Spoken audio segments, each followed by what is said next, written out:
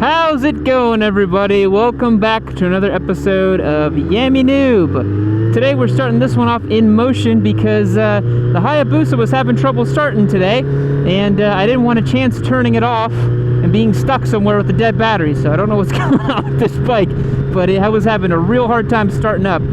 So I'm pretty sure the battery's low. I got it to start, so I'm going to keep rolling until I head back to Yammy Noob HQ. Title of today's video is why you should own a silly motorcycle at some point in your life. And I thought, what better vlog to do with this topic than with this motorcycle, one of the silliest bikes I've ever owned, because it does this. So first, before we even get on the topic, let's define what a silly motorcycle is, right? So what makes a bike silly? Well, I think any bike that is too much in one direction is a silly motorcycle, right? So if you think about, I guess I'm going north on 183. All right, here we go. Let's do it. If you think about it, you know, the Hayabusa is a silly motorcycle because it is maxed out in the speed category. It was designed to do extremely fast top-end speeds. It's designed to go 200 miles per hour. That kind of stuff makes it a silly motorcycle. I think another silly bike might be something like the Grom, right? It's designed to be pretty much as small as possible. It's this goofy little mini bike, and it's just a really silly little thing. Because if you think about it, if everybody was, a rational actor, a, value maximizing individual, we'd all be riding Versys 650. Kawasaki literally wouldn't be able to print out enough Versys 650s to match the demand for them, right? That would be the situation if that was the case, but it's not. And you know why? It's because motorcycles, much like many other things in life, are emotional. We don't always perform adequate and perfect cost-benefit analyses when it comes to owning a bike. Sometimes you spend $6,400 on a bike because it's a meme, because you want to be a stupid person on the internet and own a Hayabusa.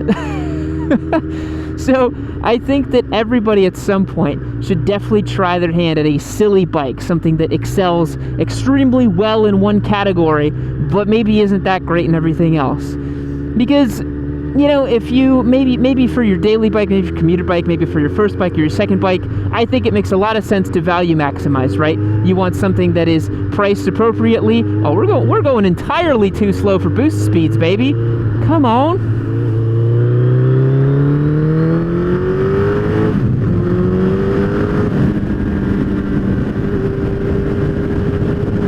I think for your first motorcycle, maybe your second one, maybe you should optimize for your cost benefit, right? But at some point in your life, I hope that all of you start to maybe do a little bit better, you advance in life, you get a little bit older, and I think you deserve to buy a silly bike, something that is just goofy and is just going to be excelling in one category, because I think it's going to teach you a lot about motorcycling. This bike certainly has taught me a lot about motorcycling in a really weird way, right? Owning such a goofy motorcycle as this has taught me a lot about, one, what I like in bikes, and two, just gives you a new perspective on riding.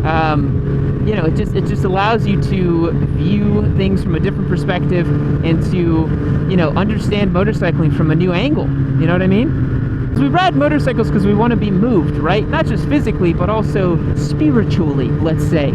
I think that motorcycles do a great job of moving the soul, as that quote goes, 4 wheels moves the body, 2 wheels moves the soul. It's a little cheesy, but I do tend to agree, It's a really beautiful and special thing to be able to ride motorcycles. And the more you ride them and the more different kinds of bikes you ride, the more you start realizing that, there's a flavor out there for whatever you want. Motorcycles are all cut from really different cloths, something like the Hayabusa versus a, Ducati Street Fighter V4 versus a DRZ versus a Ninja 400. I mean, those are all so different. 100 miles per hour, just like that. We got to slow it way down, dude. This is insane. This bike, I swear to God, just a troublemaker, dude. Just an absolute troublemaker with this bike.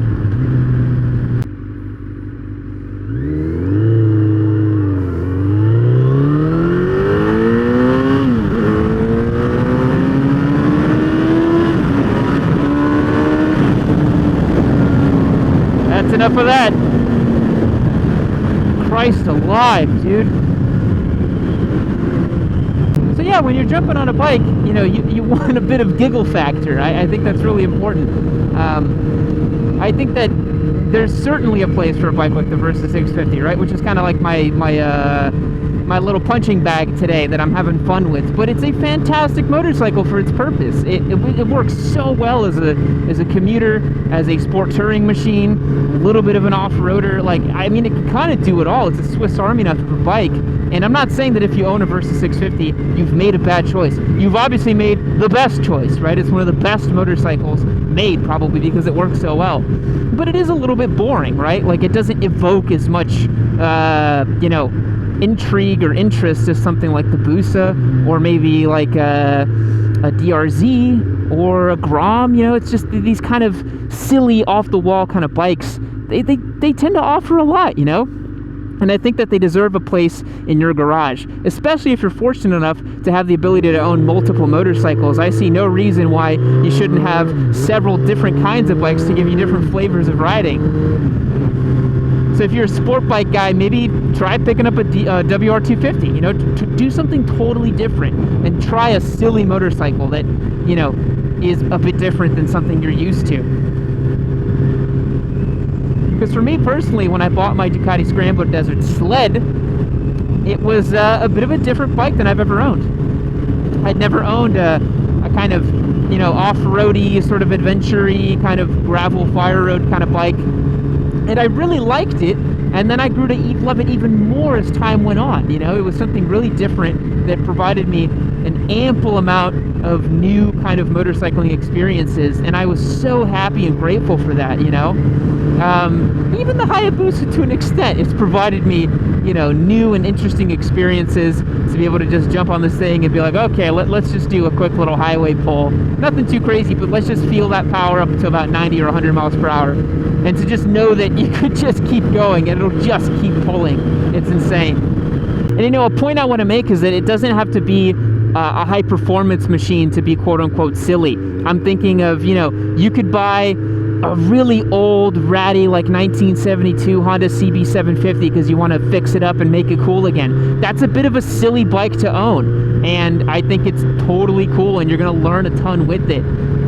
You know, so don't think that I'm saying that you've got to go out and spend $40,000 on some motorcycle to have it be silly, or to buy a, you know, 175 horsepower missile like this thing. I think there's plenty of space in between the lines to appreciate motorcycling in a silly way that isn't just spending a ton of money, you know. But certainly spending a ton of money does buy you some very silly bikes, right? You can get KTM's finest off-road offerings. You can get a Ducati Multistrada, very silly bikes that nobody needs, practically speaking. But come on, guys, we're motorcyclists. Who cares about practicality? All we can do is carry a backpack and a couple pieces of luggage, and we can't even really go grocery shopping. As I'm sure is now somebody's about to chime in and tell me that, oh my God, Yami, of course you can go grocery shopping. I'll go grocery shopping with my R1 every week. So guys, I just wanted to make this quick vlog just to tell you to enjoy silly motorcycles. I think that it's very fun to jump on as many weird bikes as you can.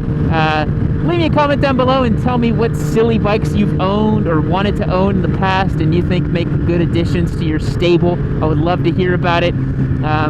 If you're a ZX14 owner, don't even at me about that being a silly bike, because it's obviously not as silly as the Hayabusa. I don't even want to hear it. You ZX14 boys need to stay home. Don't at me, don't talk to me, obviously. Because I'm out here roaming the streets of Austin with anime on my Hayabusa, and that's about one of the silliest things I can think of. And it's, I mean, I have fun every time I'm on this bike, so how can you go wrong? Anyways, guys, it's going to wrap it up for today.